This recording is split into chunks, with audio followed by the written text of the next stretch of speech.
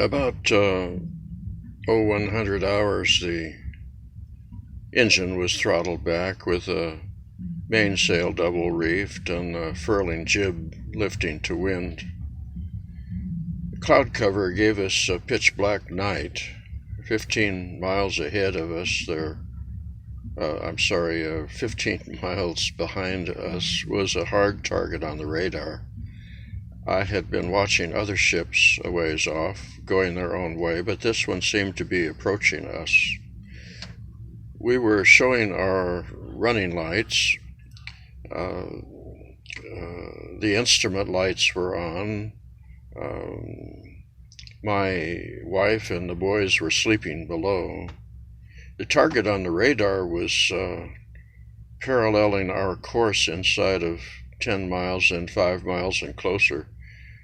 Close enough to see their lights, but there were none. The horizon from the deck of a sailboat is about 6 to 8 miles.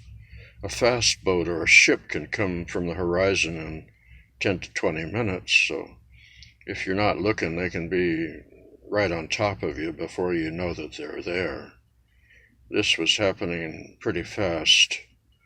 When the vessel was a mile off, I woke Judy. "Judy, I need you up right away. A boat is coming up on us," I said. We had run this drill before, but this was different. Judy came topside and snapped her harness in.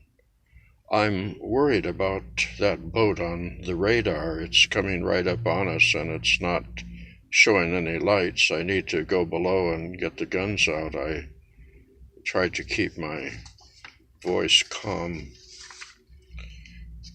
At sea, in the sometimes troubled waters of Central America, we carried a stainless steel 12-gauge Winchester pump with a pistol grip loaded and covered next to the companionway hatch topside. I wore a sidearm at night, a .40 caliber Smith & Wesson with an extra clip in my pocket. Veraguas had come roaring up with big engines as much as 20 miles offshore, often friendly fishermen, but sometimes not.